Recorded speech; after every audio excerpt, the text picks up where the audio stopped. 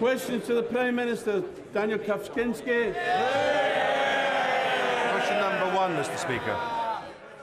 Mr. Speaker, with your permission, before listing my engagements, the whole country will welcome the news that Alan Johnson,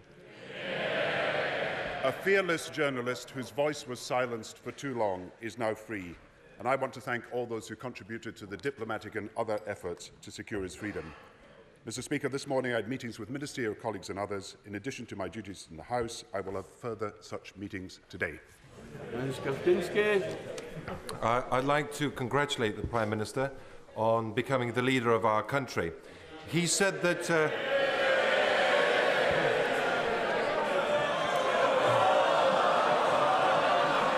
he said that he would, unlike his predecessor, listen to the people of our country. With that in mind, can I inform him that the great men and women of Shrewsbury have spoken, and they have voted overwhelmingly against unitary authority status for Shropshire.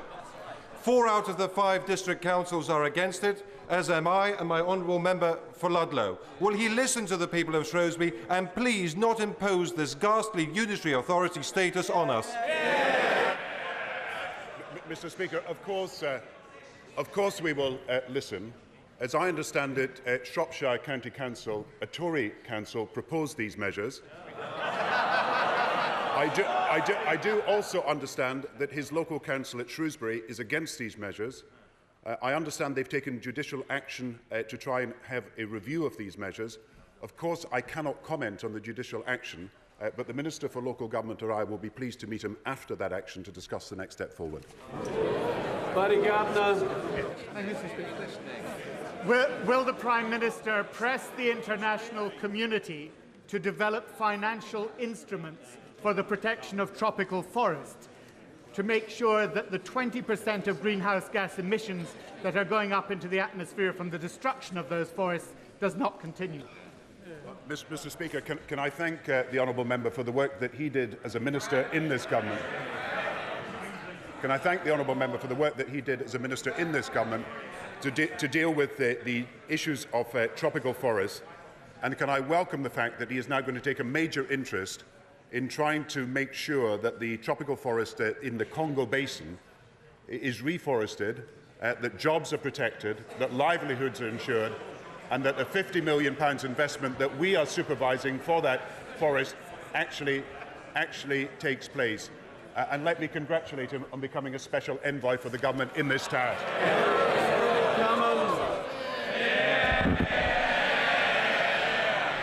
First of all, I agree with the Prime Minister about Alan Johnson. It is fantastic news that he's on his way back to his family. Recent attempts to cause massive loss of life in London and in Glasgow remind us of the very real threat that we face in this country. There are a number of measures that we believe would make a difference. First, we support the use of telephone tap evidence in court, so we don't just catch these people, we convict them and lock them up. 6 weeks ago, the government agreed to our proposal for a Privy Council review of this issue. Can the Prime Minister tell us how soon it will publish the names, when will this meet, and when will it report? I'm grateful to the right honourable gentleman. I hope that right across the House, as right across the country, there can be unity in our determination to fight terrorism. And I want to remind people just how brave and courageous were the explosive experts in London, and were those people who tackled the terrorist activity that happened at Glasgow Airport. And I hope that we can continue on an all-party basis to agree measures that are necessary in this country to deal with the terrorist threat. On the specific question of Intercept, I can tell him that we will go ahead with our investigation, carried out on Privy Council terms, and of course I will consult him and the leader of the Liberal Party on the names of the people that will conduct that investigation. David Cameron. Thank you, Mr. Speaker. Well, I hope we can make progress. It is a complicated issue, but it isn't complicated setting up a committee, and that should happen without any delay. Second, we need to act against groups which are seeking to radicalise young people. Almost 2 years ago, the government said that it would ban the extremist group Hizb ut-Tahrir. We think it should be banned. Why hasn't it happened? Of course, in all these details, and I have had to deal with this at the Treasury when we're dealing with terrorist finance, you have to have evidence to do so. And it's precisely to examine the evidence that we instruct a number of investigations. Let me tell them what we will do. We'll expand the watch list, which is the cooperation right across the world, from Europe to the Arab states, of potential terrorists so that we list them in such a way that authorities in different countries can be warned. We'll expand the background checks that are being done where there are highly skilled migrant workers coming into this country, where people sponsor them. We will ask them to give us their background checks. Thirdly, as a result of what has happened in the National Health Service, I've asked Lord West, the new Terrorism Minister, to conduct an immediate review as to what arrangements we must make in relation to recruitment to the NHS because of what we know has happened over the last few days. And finally, of course, we will want to sign new agreements with other countries around the world so that we act together to deal with the potential terrorist threat, and we are able to deport people to countries where they should be rather than in this country. And I hope, again, that there can be all-party agreement for the measures, for the measures that we are taking to ensure both the security of British citizens and to work with other countries in the fight against terror. Thank you. I mean, very interesting answer, but I asked a very specific question. The Prime Minister said we need evidence about Hizb ut-Tahrir. This organisation says, and I quote, Jews should be killed wherever they are found. What more evidence do we need before we ban this organisation? It is poisoning the minds of young people. 2 years ago, the government said it should be banned. I ask again, when will this be done? Yeah, we can ban it under the Prevention of Terrorism Act, and of course, I think the Leader of the Opposition forgets I've been in this job for 5 days. Order.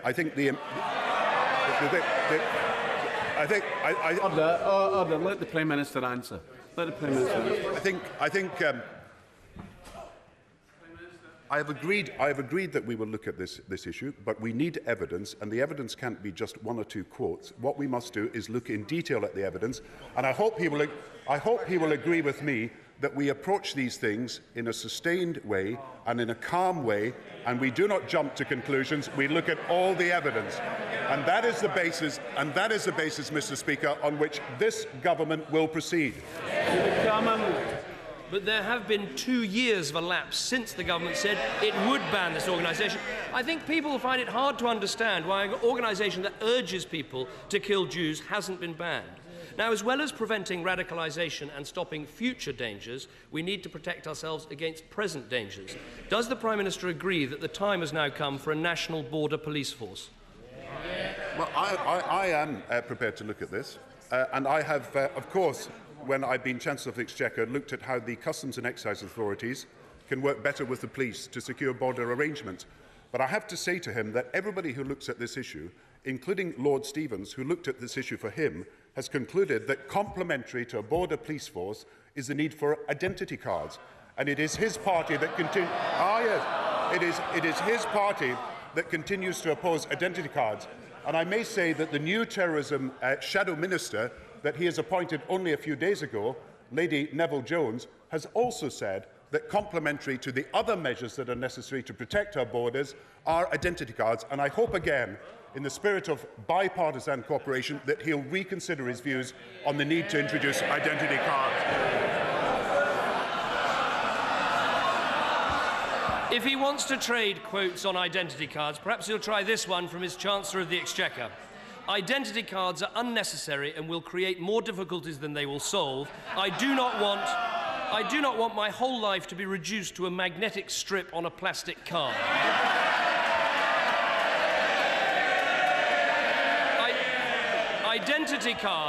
Identity cards did not stop the Madrid bombings. After the 7th of July bombings, the then Home Secretary said they wouldn't have helped in the UK. They wouldn't come in for years. They'd cost billions of pounds, money that should be spent on things like a border police. Now, let me come back again on the border police. The Home Affairs Select Committee supported a border police. The current Metropolitan Police Commissioner supports a border police. And Lord Stevens, as he said, is conducting a review for us now on the need for a border police, which he fully supports. The Prime Minister said he's open to this suggestion. Will he tell us exactly what he will do and when he'll make an announcement about a national border police force? Well, first of all, I may say to him that comments that are made about identity cards in the past have got to take into account what is actually happening now.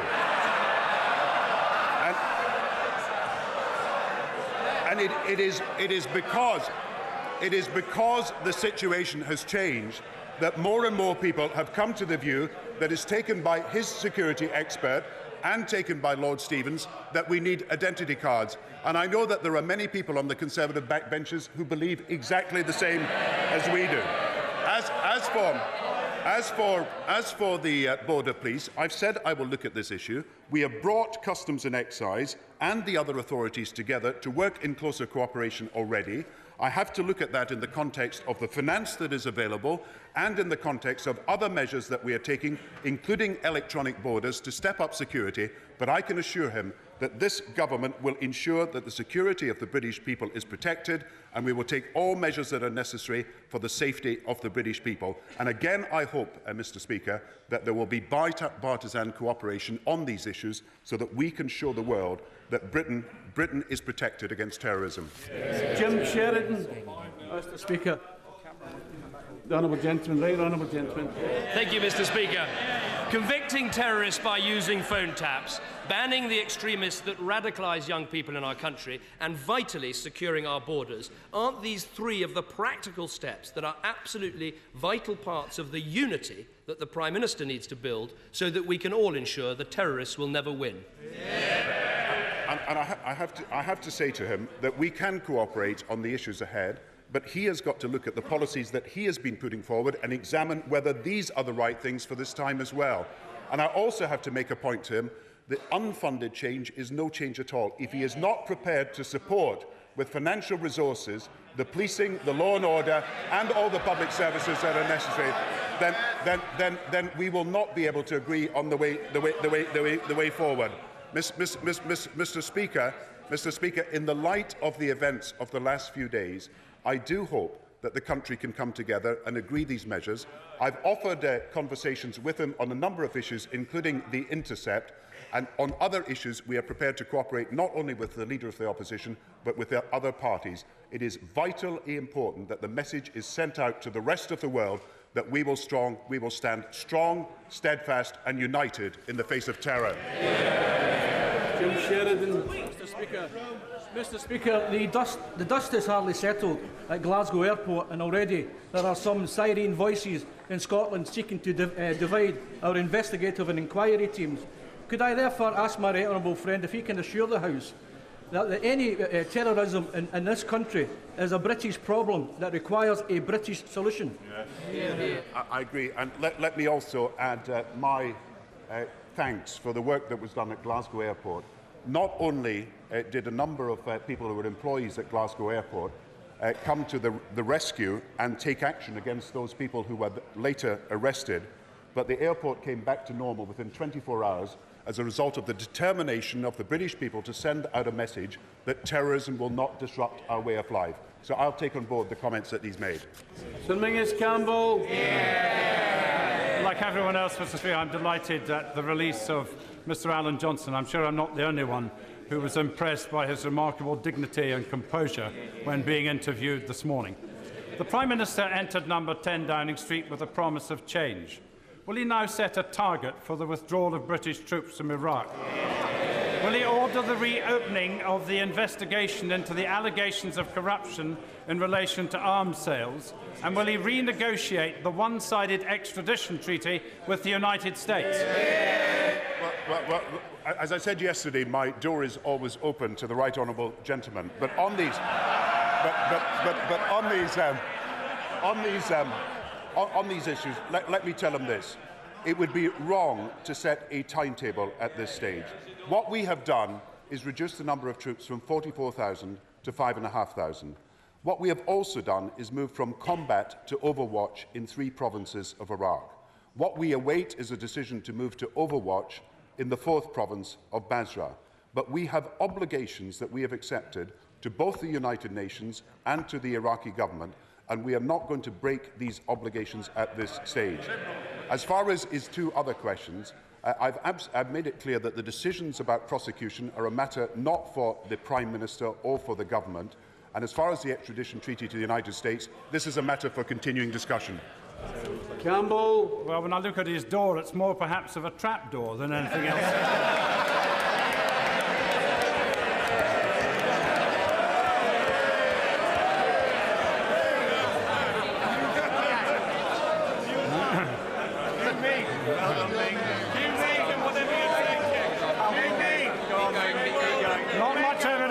change there.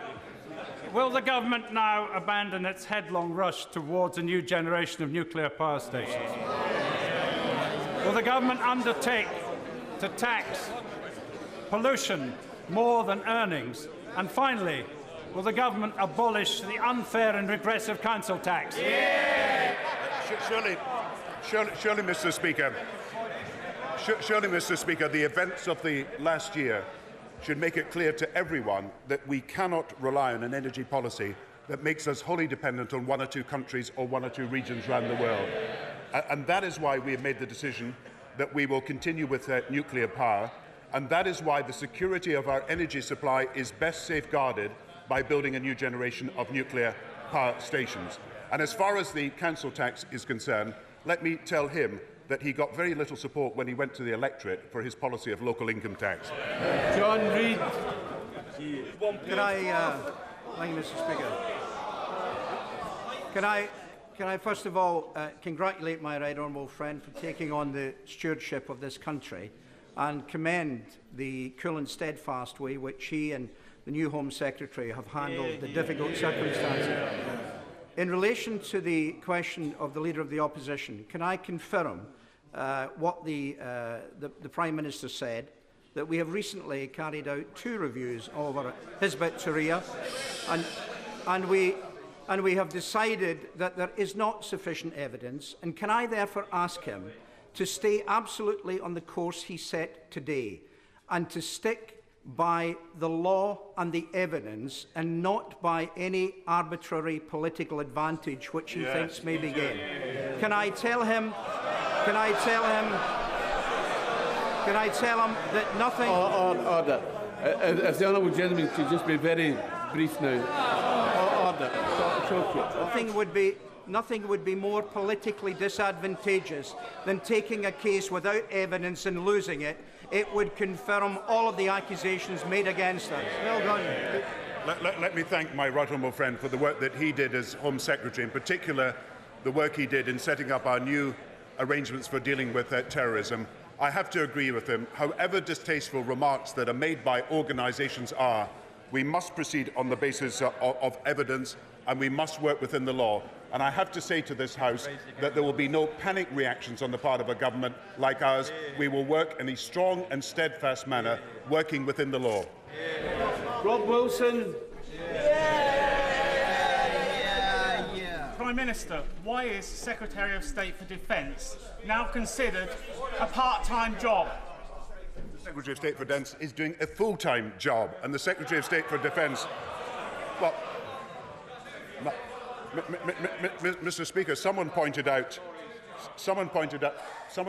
to me the honourable gentleman's website this morning. It says.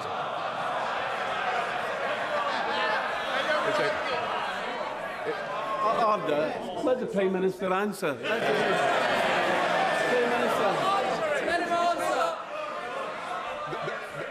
They don't want me to tell them that his website says Conservatives must be relentlessly positive. Mr. Speaker.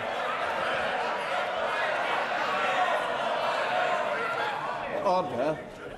Mr. Wilson wants to hear the answer, and so do I. Mr. Speaker, the Defence Secretary is working with our troops in Afghanistan and in Iraq. He's working to draw up the defence estimates for the future, and he is doing a magnificent job on behalf of this country. Fiona McKenzie. Thank you, Mr. Speaker. Will my right honourable friend extend his praise to the Year 5 boys at Middlethorpe Primary School in Cleethorpes for their wonderful Bully Buster initiative? And will he tell the boys at that school what his government will be doing to ensure local councils and organisations like Childline are well funded to tackle bullying in our schools today? Let me thank my honourable friend for the work that she is doing in her Cleethorpes constituency and the work that is being done by the Beat Bullying campaign. I was very fortunate to attend with Kelly Holmes at the launch of the Anti-Bullying Week, and I'm very grateful to all the organisations that are trying to stamp out bullying, not just within schools, but outside schools, and all the teachers and all the parents that are involved in this. And it's a measure of the importance we attach to every child having a decent childhood that we will extend the funds that are available to Childline. The Secretary for Schools is announcing today that there will be a £30 million budget for Childline over the next 2 years, and that will enable it to improve its services both to young people affected by bullying and to all children who need the services of that Childline. And they do need it, and it is a great service.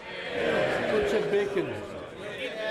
When EDS agreed to pay £71 million in compensation to customs and excise, 44 million was up front, with a further 26.5 million in staged payments. But at the present rate of progress, it would take 106 years for the Exchequer to receive the money it is due. Does the Prime Minister think that's a satisfactory rate of progress? And if not, what's he going to do to get the money that's owed to the taxpayer? Mr. Speaker, we're talking about a commercial arrangement between a firm and the government, a commercial arrangement that was then renegotiated. The Public Accounts Committee and any other organisation is welcome to look at it, but I am satisfied that we've done what is right in the public interest. Christine Russell. Thank you, Mr. Speaker. Can I tell my right honourable friend that the 5,000 families in housing need in the City of Chester have welcomed his announcement that the provision of affordable housing will be a key priority for his government. Can I ask him today what message he has to those Tory councillors in Chester who are trying to block the development of homes for local people on the site of an old Victorian psychiatric hospital that has been in the local plan? Order. I think the Prime Minister can answer. He'll manage an answer. Mr. Speaker, it is right that we now build more houses in this country.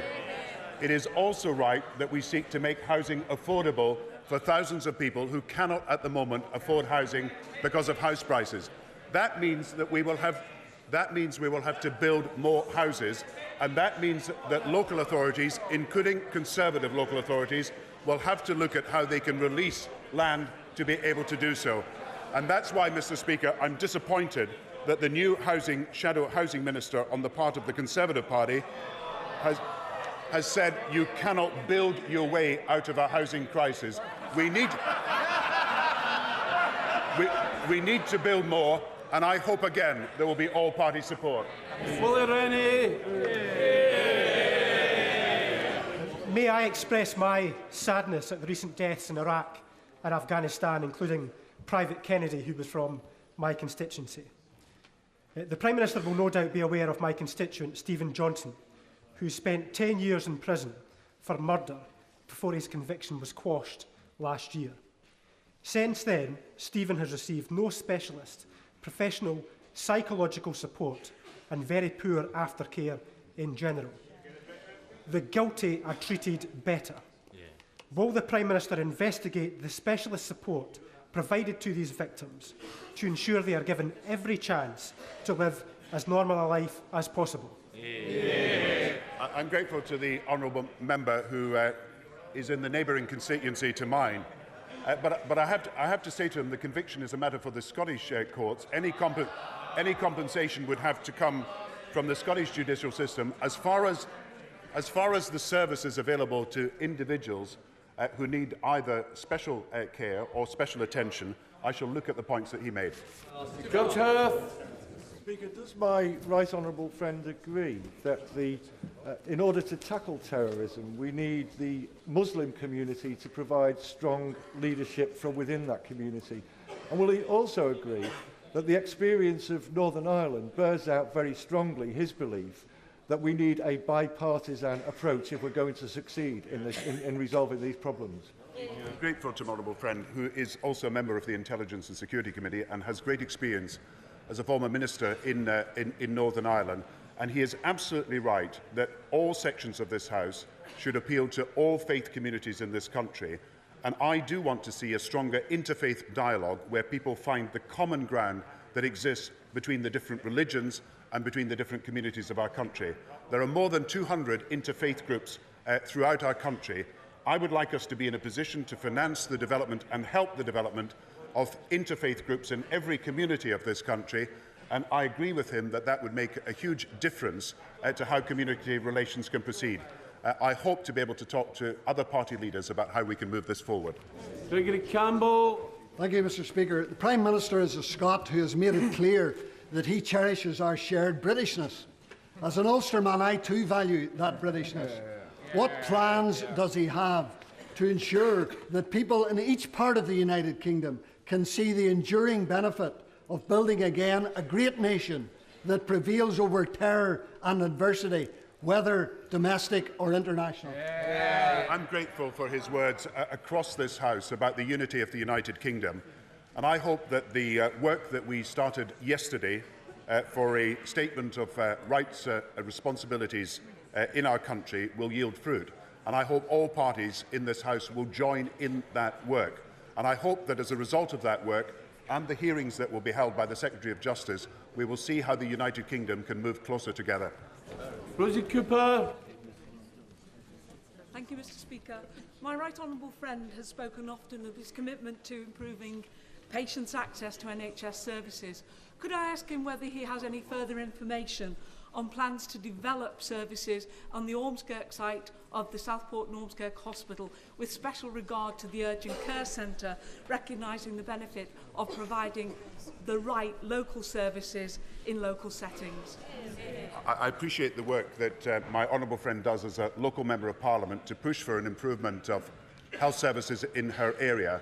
There will be a statement in a few minutes from the Secretary for Health, and he will be outlining our government's plans to improve primary care services, to improve personal care services in hospitals, to improve investment in future healthcare and in the treatment of diseases, and to make sure that the health service in this country is best for cure and best for care for all people of the country. James Gray. Mr. Speaker, as a Scot and like the Prime Minister, a son of the manse, I was concerned by the reply he gave a moment ago to my honourable friend, the member for Reading East. The Secretary of State for Defence is fully employed in Iraq, Afghanistan, more troops deployed than any time since the Second World War. Given that's the case, how much time is he going to be able to devote to his duties in Scotland? The Secretary of State for Scotland, as you know, does not have legislation to bring before this House in normal circumstances. He is a Minister of State that will be carrying out on a full-time basis the day-to-day duties. I think he would agree with me that the Secretary of State for Defence is doing an excellent job. I think he would also agree with me that the relationships between the Secretary of State and all the different forces, the Army, the Air Force and the Navy, are very good indeed. And I hope, again, that the whole House will support the Defence Secretary in the work he is now doing. Paul Flynn. 7 of our brave soldiers died in the first 5 years we've been in Afghanistan, mostly as a result of accidents. But in the past 14 months, 56 soldiers have lost their lives. There's been little progress on reconstruction and no progress on drug eradication. Isn't it time to look again at the purpose of the mission in Helmand Province? I've visited Afghanistan myself. I've talked to the troops, who are extremely brave people who are doing an excellent job on behalf not just of this country, but on behalf of a combined NATO exercise that involves more than 30 countries in putting troops and support on the ground in Afghanistan. And I think this House has got to remember that Afghanistan is the front line against the Taliban. And if we allow Afghanistan to become a weaker country again, then the Taliban will be back in a way that we saw before the events of September the 11th. I've got nothing but praise for our brave troops. I know that there have been casualties, and I'm sorry that a number of people have lost their lives only in the last week. But I have to tell them that there is immense international support, both within NATO and outside NATO, for continuing this fight. And the way it's going to be fought is on 3 levels. First of all, to improve the security in Afghanistan. Secondly, to make sure that there's political reconciliation. And thirdly, as he rightly says, we've got to give people a stake in the future of Afghanistan. And that is why we're discussing, as a matter of urgency, economic measures that can help the Afghan people. Anne McIntosh. Will the Prime Minister join with me in extending our sympathies to all those who've been flooded across the country, but particularly in Yorkshire? I understand that a number of flood defence schemes which would have gone ahead were cut owing to the single farm payment disaster and the Environment Agency budget being cut. These include defences which would have helped Sheffield and Doncaster. Is he also aware that his government for the first time is introducing a financial assistance scheme to help business communities, which I'm sure is most welcome, but will he ensure that North Yorkshire businesses qualify as well as South Yorkshire businesses? I'm grateful to the Honourable Member for raising the question of floods, and the loss of life is something that is to be regretted. At the same time, those people who have been moved from their homes and who are homeless as a result, we'll do everything we can to support them. I've telephoned the leaders of the local councils in the areas and said that we will do what we can to give them support. I must correct her on the issue of the prevention against floods and coastal defences. The budget for that will be rising over the course of the next few years. So, oh yes, the budget will be rising from 600 million a year to 800 million a year over the course of the next few years, so that we can have in place proper flood defences in our country. Order. Statement, Secretary Johnson.